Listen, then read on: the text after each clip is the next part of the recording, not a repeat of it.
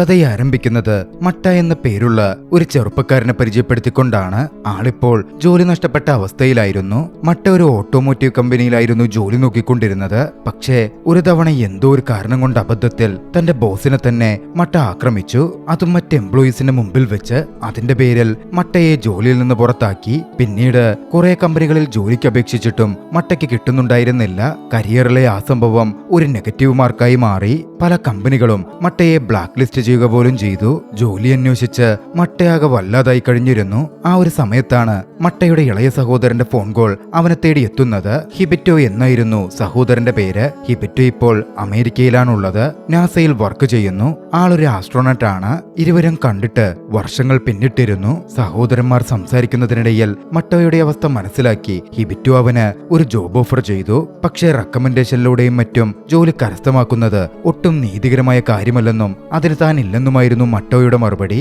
പക്ഷേ ഹിബിറ്റോ അങ്ങനെ തോറ്റു പിന്മാറിയില്ല. കുട്ടിക്കാലത്ത് ഹിബിറ്റോയും മറ്റോയും ഒന്നിച്ച് ഒരുപാട് സ്വപ്നങ്ങൾ കണ്ടിരുന്നു. പ്രത്യേകിച്ചും സ്പേസിനെ തൊട്ടുള്ള സ്വപ്നങ്ങൾ. ആ സ്വപ്നങ്ങളെപ്പറ്റി ഹിബിറ്റോ അവനെ ഓർമ്മിപ്പിച്ചു. ആ സംസാരം മറ്റോയുടെ ഉള്ളിൽ ഉറങ്ങിക്കിടക്കുന്ന പഴയ ചിന്തകളെ ഉണർത്തുമെന്നും നേട്ടങ്ങൾക്കായി അവൻ പ്രയത്നിക്കും എന്നും ഹിബിറ്റോ ഊഹിച്ചിരുന്നു. ആ ഫോൺ കോൾ മറ്റോയുടെ ഉള്ളിലെ ഓർമ്മകളെ ഉണർത്തി. കുട്ടിക്കാലത്തിന്റെ ഓർമ്മകൾ. സൂക്ഷിച്ചു വെച്ചിരുന്ന ബാല്യകാല വസ്തുക്കളെടുത്ത് അവൻ ഓരോന്നും പരിശോധിച്ചു. കുട്ടിക്കാലത്ത് മറ്റോക്കും ഹിബിറ്റോക്കും ഒരേ ഒരു ഹോബിയായിരുന്നു ഉണ്ടായിരുന്നത്. വാനനിരീക്ഷണം നടത്തുക, രാത്രി കാലങ്ങളിൽ ആകാശം നോക്കുക.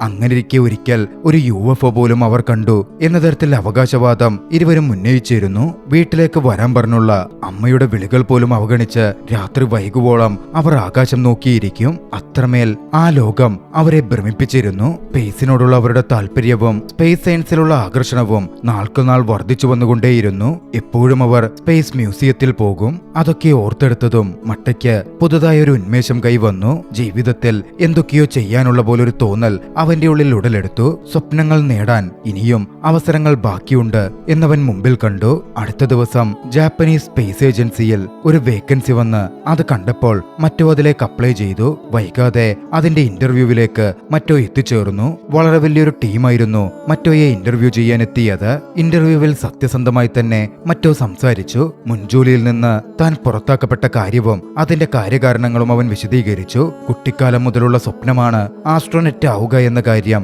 തെളിവുകൾ അടക്കം വെച്ച് അവൻ വിശദീകരിച്ചു പറഞ്ഞു. അങ്ങനെ സംസാരിക്കുന്നതിനും ഇന്റർവ്യൂ ചെയ്യുന്നതിനുമിടയിൽ ഒരു എക്സിക്യൂട്ടീവ് അവനോട് ചോദിച്ചു, ആസ്ട്രോനറ്റായ ഹിബിറ്റോ നിങ്ങളുടെ സഹോദരനാണോ? അല്പം മടിച്ചിട്ടാണെങ്കിലും അതേന്നവൻ മറുപടി കൊടുത്തു. അനിയൻ സക്സസ്ഫുൾ ആയിട്ടും ചേട്ടൻ അങ്ങനെ അൺസക്സസ്ഫുൾ ആയി തുടരുന്നത് അവിടെ ഒരു ചിരിമുഹൂർത്തവും പരിഹാസ നിമിഷവും ഒക്കെ ഉണ്ടാക്കിയെങ്കിലും മറ്റോ കോൺഫിഡന്റ് ആയി തന്നെ തുടർന്നു. വൈകാതെ മറ്റോയുടെ ഇന്റർവ്യൂ ടൈം അവസാനിച്ചിരുന്നു. എക്സിക്യൂട്ടീവുകൾ പരസ്പരം ഡിസ്കസ് ചെയ്യാൻ തുടങ്ങി. ആ സമയമാണ് മറ്റോ ചെയ്തിരുന്ന ഒരു പ്രവൃത്തി നിരീക്ഷിച്ച ടഡാഷി എന്ന എക്സിക്യൂട്ടീവ് മറ്റോയുടെ ചെയറിനടുത്തേക്ക് എത്തിയത്. മറ്റോയുടെ ചെയർ കംപ്ലൈന്റ് ആയിരുന്ന സമയം കൊണ്ട് മറ്റോ അത് ഫിക്സ് ചെയ്യാൻ നോക്കിയിരുന്നു. പക്ഷേ മറ്റുള്ളവർക്കാർക്കും പിടികൊടുക്കാത്ത രീതിയിൽ ഉത്തരങ്ങൾ കൃത്യമായി പറഞ്ഞ് ആർക്കും അലോസരമുണ്ടാക്കാതെയായിരുന്നു മറ്റോ ആ പ്രവൃത്തി ചെയ്തത്. അത്തരത്തിൽ പ്രവൃത്തി ചെയ്യുന്ന വ്യക്തി എന്തുകൊണ്ടും മികച്ച ഒരു ഉദ്യോഗാർത്ഥിയായിരിക്കും എന്ന മട്ടിൽ ടഡാഷിക്ക് തോന്നി. അങ്ങനെ ഒടുവിൽ മറ്റോയ്ക്ക് ആദ്യഘട്ട ഇന്റർവ്യൂവിൽ പാസ്സാവാൻ കഴിഞ്ഞു. അടുത്തത് മെഡിക്കൽ ടെസ്റ്റും മറ്റുമായിരുന്നു.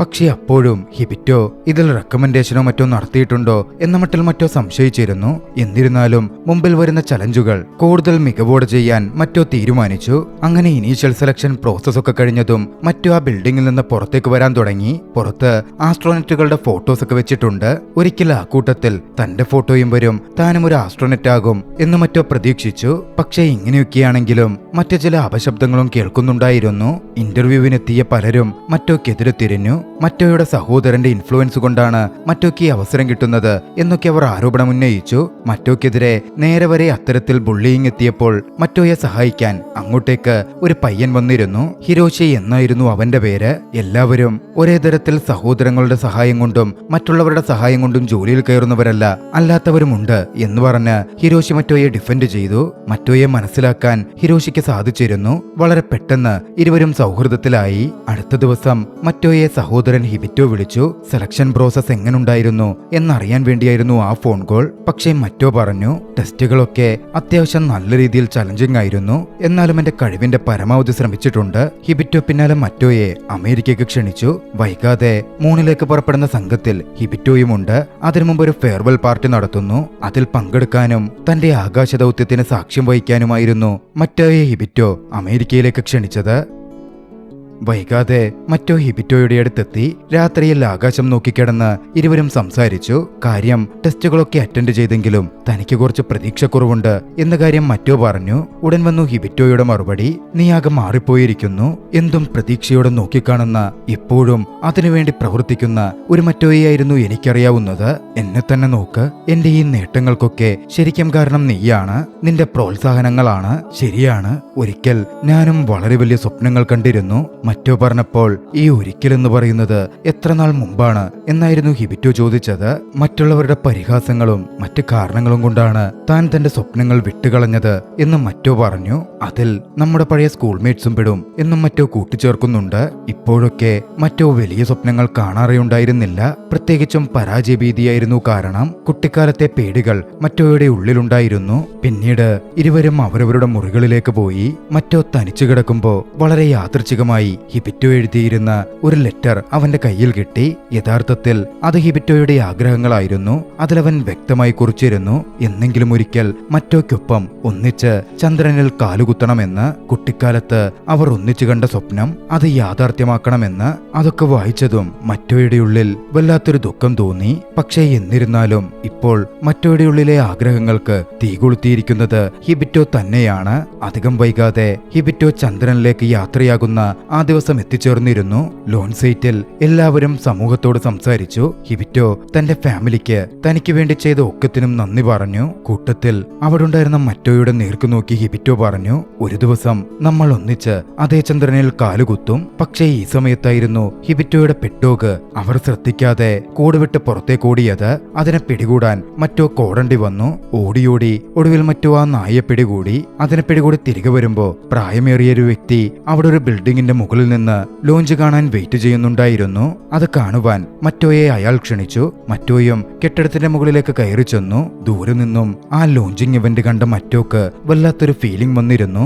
ആ സമയത്താണ് ആ പ്രായമേറിയ വ്യക്തിയും പറഞ്ഞത്, ചെറുപ്പത്തിൽ താനും മറ്റോയെപ്പോലെ ആസ്ട്രോണറ്റ് ആവാൻ ആഗ്രഹിച്ചിരുന്നുവെന്ന്. മറ്റോയ്ക്ക് മുമ്പിൽ ഇനിയും സമയമുണ്ടെന്നും തോറ്റ് പിന്മാറരുതെന്നും നന്നായി ശ്രമിക്കണം എന്നും അയാൾ മറ്റോയെ ഉപദേശിച്ചു. അടുത്ത ദിവസം ഹിബിറ്റോയുടെ പേടകം ചന്ദ്രനിൽ എത്തിച്ചേർന്നിരുന്നു. ഹിബിറ്റോയും ദൗത്യസംഘവും ചന്ദ്രനിൽ കാലുകുത്തി. ജപ്പാനിൽ അടക്കമുള്ള എല്ലാവരും അത് വലിയ ആഘോഷം തന്നെയാക്കി തീർത്തിരുന്നു. മറ്റോ ആ സമയത്തേക്ക് ആസ്ട്രോണറ്റ് ആവാനുള്ള ഫൈനൽ സെലക്ഷനും പാസ്സായിരുന്നു. എല്ലാവരും അതിന്റെ പേരിൽ മറ്റോയെയും അഭിനന്ദിച്ചു. ഹിബിറ്റോയ്ക്കൊപ്പം ജോയിൻ ചെയ്യാൻ മറ്റോയ്ക്ക് മുമ്പിൽ ഒരു സ്റ്റെപ്പ് മാത്രം ബാക്കി നിൽക്കുന്നു. അവസാനഘട്ട ട്രെയിനിങ് പ്രോസസ് ആയിരുന്നു അത്. മറ്റഞ്ച് കാൻഡിഡേറ്റ്സിനൊപ്പം മറ്റോയെ ക്വാറന്റൈന് വിധേയമാക്കും. പക്ഷേ ടെസ്റ്റുകളൊക്കെ അടക്കമുള്ള സ്പേസ്ഷിപ്പിൽ ചെയ്യേണ്ടുന്ന കാര്യങ്ങൾ പരിശീലിപ്പിക്കുന്ന ഒരു ക്വാറന്റൈൻ പീരീഡാണ് അത്. ആസ്ട്രോണറ്റിന്റെ റെസ്പോൺസിബിലിറ്റീസും മറ്റും അവരെ അപ്പോഴായിരിക്കും ട്രെയിൻ ചെയ്യിപ്പിക്കുക. അവരുടെ എല്ലാ നീക്കങ്ങളും സംസാരവും ഒക്കെ തന്നെയും CCTVയിലൂടെ നിരീക്ഷിക്കുകയും ചെയ്യും. മാത്രമല്ല അവരുടെ ശരീരത്തിൽ ഒരു റിസ്ബാൻഡും ഉണ്ടാകും. അത് അവരുടെ സൈക്കോളജിക്കൽ ആൻഡ് ഫിസിക്കൽ കണ്ടീഷൻ നിരന്തരം മോണിറ്റർ ചെയ്യപ്പെടുന്നുണ്ടാകും. വൈകാതെ ക്വാറന്റൈൻ ആരംഭിച്ചു. മറ്റോ അത് എളുപ്പമായിരിക്കും എന്നായിരുന്നു കരുതിയത്. പക്ഷെ അത്തരത്തിലായിരുന്നേയില്ല. 3 മിനിറ്റ് മാത്രമാണ് ഭക്ഷണം കഴിക്കാൻ സമയം കിട്ടുക. മാത്രമല്ല ഓരോ ദിവസവും കൂടുതൽ കഠിനമായ ഓരോ ചലഞ്ചുകൾ മുമ്പിലേക്ക് വരും. പക്ഷേ ഇത്തവണ തോറ്റു പിന്മാറാൻ മറ്റോ ഒരുക്കമല്ല. ഉള്ളിൽ പ്രതീക്ഷകളുണ്ട്. നേടണം എന്ന തീ ആളിക്കത്തുന്നുണ്ട്. മറ്റോ അതിനായി കഠിനമായി പരിശ്രമിച്ചു. ദിവസങ്ങൾ കടന്നുപോയി. ഓരോ ദിവസവും ഓരോ ടെസ്റ്റുകൾ വഴി അവരവരുടെ കഴിവുകൾ ഓരോരുത്തരും മെച്ചപ്പെടുത്തിക്കൊണ്ടിരുന്നു. അങ്ങനെ 8ാമത്തെ ദിവസം എത്തി. മെമ്പേഴ്സിനെ 2 ടീമായി തിരിച്ചു. ഓരോ ടീമിനോടും മൂണിൽ പോയാൽ അവർ ചെയ്യേണ്ടുന്നതായ കാര്യങ്ങളുമായി ബന്ധപ്പെട്ട് മോക്ക് പ്രൊജക്ടുകൾ ചെയ്യാൻ ആവശ്യപ്പെട്ടു. വൈകാതെ സൂപ്പർവൈസേഴ്സിന് മുമ്പിൽ അതിനെപ്പറ്റി ഒരു പ്രസന്റേഷൻ ഉണ്ടായിരുന്നു. മറ്റ തന്റെ ടീമിനെ റെപ്രസെന്റ് ചെയ്തു. ആ സമയം അവിടെ ഉണ്ടായിരുന്ന ടഡാഷി മട്ടയ്ക്ക് അടുത്തു ചോദിച്ചു, നിങ്ങളുടെ കൂട്ടത്തിൽ ആരാണ് ഒരു ആസ്ട്രോണറ്റ് ആവാൻ ഏറ്റവും മികച്ചത് എന്ന മട്ടിലായിരുന്നു ചോദ്യം. പക്ഷെ മട്ട ബുദ്ധിപൂർവമായിരുന്നു സംസാരിച്ചത്. ഓരോ കാൻഡിഡേറ്റിന്റെയും സ്ട്രെങ്തും വീക്ക്നെസ്സും മട്ട വിശദീകരിച്ചു പറഞ്ഞു. പക്ഷേ എല്ലാവരിലും തുല്യമായി ഒന്നുണ്ടെന്നും അത് അവരുടെ പതറാത്ത ദൃഢനിശ്ചയമാണെന്നും മറ്റോ വ്യക്തമായി പറഞ്ഞു. മറ്റോയുടെ ആ പറച്ചിൽ സൂപ്പർവൈസേഴ്സിനെയൊക്കെ ഇംപ്രസ് ചെയ്യിച്ചിരുന്നു. പിന്നാലെ ടഡാഷി മറ്റോയെ ഒരു സീക്രട്ട് മിഷൻ ഏൽപ്പിച്ചു. അവിടെ ഒരു ലോക്കറിൽ ഒരു ഗ്രീൻ കാർഡ് ഉണ്ടെന്നും അത് പരിശോധിച്ചാൽ മതി എന്നുമായിരുന്നു ടഡാഷി പറഞ്ഞത്. അതിലെ കണ്ടന്റ് കോൺഫിഡൻഷ്യൽ ആയിരിക്കണമെന്നും അതിൻ പ്രകാരം പ്രവർത്തിക്കണം എന്നും അതിൽ എഴുതിയിരുന്നു. മറ്റോ ആ ഗ്രീൻ കാർഡ് എടുത്ത് അതിലെ കാര്യങ്ങൾ വായിച്ചു. അതിൽ പറഞ്ഞിരുന്നു പറഞ്ഞിരിക്കുന്നത് മറ്റുള്ളവർ തയ്യാറാക്കുന്ന പ്രോജക്റ്റുകൾ ഓരോന്നായി നശിപ്പിച്ചു കളയണം എന്ന തരത്തിലായിരുന്നു. അത് വായിച്ചതും മറ്റോ വല്ലാതെ കൺഫ്യൂസ്ഡായി. എന്തിനാണ് തന്നോടിത് ആവശ്യപ്പെടുന്നത് എന്ന മട്ടിൽ അവന് തോന്നി. ഒരുപക്ഷെ ഇത് ചെയ്താലാണോ താൻ ഈ ടെസ്റ്റ് പാസ്സാവുക, അതോ ഇനി ഇത് പ്രവർത്തിച്ച് കൃത്യമായി സൂപ്പർവൈസേഴ്സ് ഉദ്ദേശിക്കുന്ന കാര്യം നടപ്പിൽ വരുത്തിയാലാണോ തന്റെ ഭാഗം പൂർണ്ണമാവുക? മറ്റോ ആകെ കുഴങ്ങി. പക്ഷേ എന്നാലും ചില തീരുമാനമെടുത്ത് മറ്റോ മുമ്പോട്ടു പോയി. അടുത്ത ദിവസം ടീംമേറ്റ്സിൽ ഒരാളായ ഫുരിയ എന്ന വ്യക്തി അവരുടെ പ്രൊജക്ട് നശിപ്പിക്കപ്പെട്ടിരിക്കുന്നു എന്ന് പറഞ്ഞ എല്ലാവരുടെയും മുമ്പിലെത്തി. മറ്റൊരു ടീമംഗമായ യമാട്ടോക്ക് മേലായിരുന്നു ഫുരിയ ആരോപണം ഉന്നയിച്ചത്. യമാട്ടോവാണ് തങ്ങളുടെ ടീമിന്റെ പ്രോജക്ട് നശിപ്പിച്ചതെന്ന്. യമാട്ടോ എപ്പോഴും എല്ലാം തനിക്ക് ഒറ്റയ്ക്ക് വേണം, ഒറ്റയ്ക്ക് നേടണം എന്ന് ചിന്തിക്കുന്ന തരം സ്വഭാവമുള്ള വ്യക്തിയാണെന്നും അതുകൊണ്ടാണ് താൻ യമാട്ടോയെ സംശയിക്കുന്നത് എന്നും അവൻ ആരോപിക്കുന്നുണ്ടായിരുന്നു. അവർ തമ്മിൽ ചെറിയ വാക്കുതർക്കം നടക്കാൻ തുടങ്ങി. അതൊരു പിടിവലിയിലേക്കും നീണ്ടു. പ്രശ്നം കനക്കുമ്പോഴും അത് പ്രവർത്തിച്ച മറ്റോ ആകട്ടെ മിണ്ടാതെ നോക്കി നിന്നതേയുള്ളൂ. പക്ഷേ എന്നിരുന്നാലും ചെയ്യുന്ന പ്രവൃത്തികളുടെ ഭാരം കുറ്റബോധമായി മറ്റോയുടെ ഉള്ളിൽ കുമിഞ്ഞുകൂടുന്നുണ്ടായിരുന്നു. അന്ന് രാത്രിയിൽ കുറ്റബോധം കൊണ്ട് മറ്റോയ്ക്ക് ഉറങ്ങാനേ സാധിച്ചില്ല.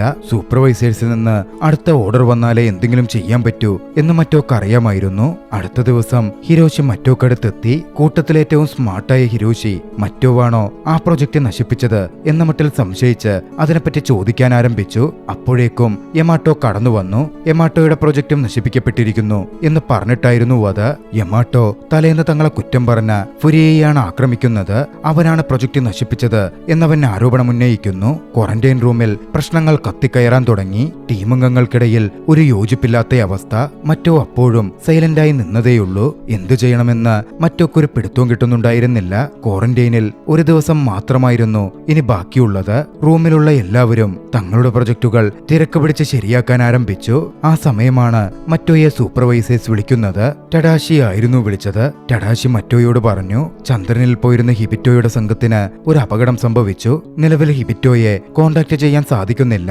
അവനെ ലൊക്കേറ്റ് ചെയ്യാൻ ശ്രമിക്കുന്നുണ്ട്. അത് കേട്ടതും മറ്റൊരു നിമിഷം സ്തബ്ധനായി പോയി. അത്ര നാളത്തെ തന്റെ ശ്രമങ്ങൾ എല്ലാം പാഴായി പോകുന്ന പോലെ അവന് തോന്നി. ഹിബിറ്റോക്കൊപ്പം ഒന്നിച്ച ചന്ദ്രനിൽ കാലുകുത്തുക, അവനൊപ്പം സ്പേസിലേക്ക് ഒന്നിച്ചു പോവുക എന്നത് മാത്രമായിരുന്നു ഇതൊക്കെ ചെയ്യുമ്പോ മറ്റോയുടെ മനസ്സിലുണ്ടായിരുന്നത്. ഒക്കെ നഷ്ടപ്പെട്ട പോലെ മറ്റോ തരിച്ചെഴുന്നേറ്റു. നേരെയകത്ത് ക്വാറന്റൈൻ റൂമിനകത്തേക്ക് നടന്നു. ഒന്നും ശ്രദ്ധിക്കാൻ മറ്റോയ്ക്ക് പറ്റുന്നുണ്ടായിരുന്നില്ല. ഹിബിറ്റോയെ പറ്റിയുള്ള വാർത്ത മാത്രം അവന്റെ ഉള്ളിൽ മുടങ്ങിക്കേൾക്കുന്നു. പതിയെ പതിയെ മറ്റുള്ളവരുടെ പ്രൊജക്റ്റുകൾ നശിപ്പിച്ച ആ ഒരു കാര്യത്തിന്റെ ഭാരം അവന് താങ്ങാൻ പറ്റാതായി. എഴുന്നേറ്റ് അത് തുറന്നു പറഞ്ഞാലോ എന്നുവരെ അവൻ ഉറച്ചു. ഒടുവിൽ തീരുമാനിച്ച് അവൻ എഴുന്നേറ്റു.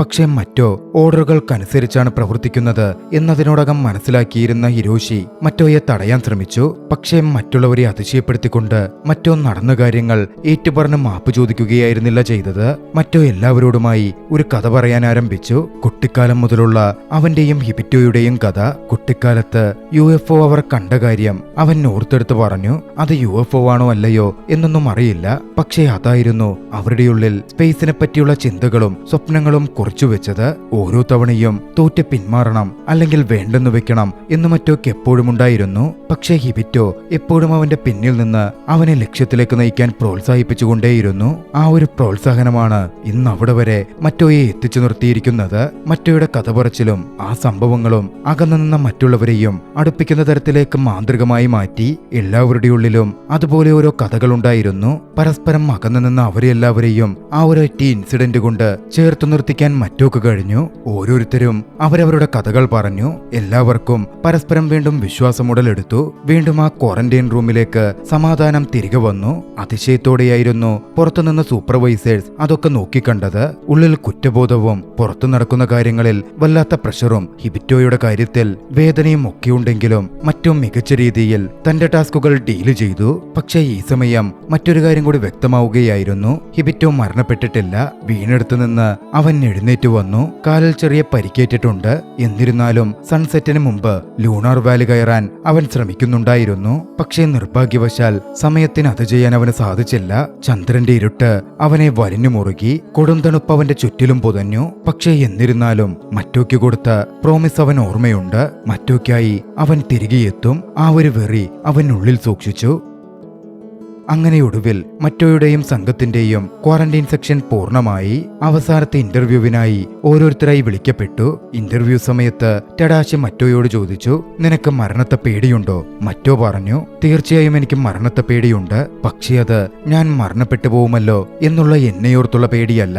ഞാൻ എന്റെ സഹോദരൻ ഹിബിറ്റോക്കൊരു വാക്കു കൊടുത്തിരുന്നു, ഞങ്ങൾ ഒന്നിച്ച് ചന്ദ്രനിൽ കാലുകുത്തുമെന്ന്, സ്പേസിൽ പോകുമെന്ന്. ആ പ്രോമിസ് കീപ്പ് ചെയ്യാൻ എനിക്ക് സാധിച്ചില്ലെങ്കിലോ എന്നുള്ള ഭയത്തിൽ നിന്നുണ്ടാകുന്ന പേടി മാത്രമാണ്. അതുകൊണ്ട് മരണം മുമ്പിൽ വന്നാലും ജീവിക്കാൻ വേണ്ടി അവസാന നിമിഷം വരെ ഞാൻ പൊരുതിക്കൊണ്ടിരിക്കും. മറ്റോയുടെ ആ മറുപടി ടഡാഷിയെ വല്ലാതെ സ്പർശിച്ചിരുന്നു. പണ്ട് ഹിബിറ്റോയെ ഇന്റർവ്യൂ ചെയ്യുമ്പോ ഹിബിറ്റോയും ഇതേപോലെ തന്നെയാണ് മറുപടി പറഞ്ഞത് എന്ന് ടഡാഷി ഓർത്തെടുത്ത് പറഞ്ഞു. ചെറുപുഞ്ചിരിയോടെ ടഡാഷി അറിയിച്ചു, തീർച്ചയായും എന്നെങ്കിലും ഒരിക്കൽ നിങ്ങൾ രണ്ടാൾക്കും ഒന്നിച്ച് സ്പേസിലേക്ക് പോവാൻ പറ്റും. മറ്റോ സെലക്ട് ചെയ്യപ്പെട്ടിരിക്കുന്നു. സന്തോഷം കൊണ്ട് മറ്റോക്ക് എന്ത് ചെയ്യണമെന്ന് അറിവുണ്ടായിരുന്നില്ല.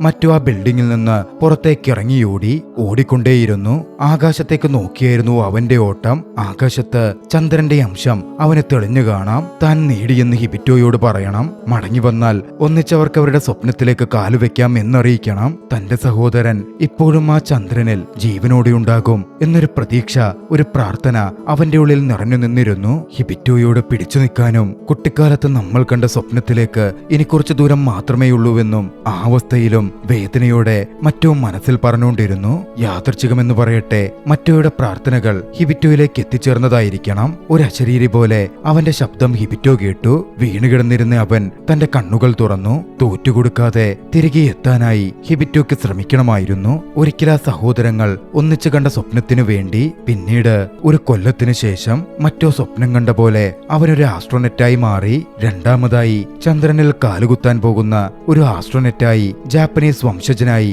അവൻ മാറിയിരിക്കുന്നു. അതും ഹിബിറ്റോയ്ക്കൊപ്പം. അവരൊന്നിച്ച് ഒരു ചാന്ദ്രദൗത്യത്തിന് പുറപ്പെടാനിറങ്ങുന്നു. കുട്ടിക്കാലത്ത് അവർ കണ്ട സ്വപ്നം പൂവണിയാൻ പോകുന്നു. ആ ദൃശ്യങ്ങളോടെ ചലച്ചിത്രം അവസാനിക്കുകയാണ്. സഹോദരങ്ങളുടെ സ്നേഹബന്ധത്തിന്റെ കഥ പറഞ്ഞ ഈ ഒരു ചലച്ചിത്രം നിങ്ങൾക്കിഷ്ടമായെങ്കിൽ വീഡിയോ ലൈക്ക് ചെയ്യുക. അഭിപ്രായങ്ങളും നിർദ്ദേശങ്ങളും കമന്റുകളിൽ രേഖപ്പെടുത്തുക. കഴിയുമെങ്കിൽ ചാനൽ സബ്സ്ക്രൈബ് ചെയ്തും കൂട്ടുകാർക്ക് ഷെയർ ചെയ്തു കൊടുത്തും ഞങ്ങളെ സപ്പോർട്ട് ചെയ്യുക.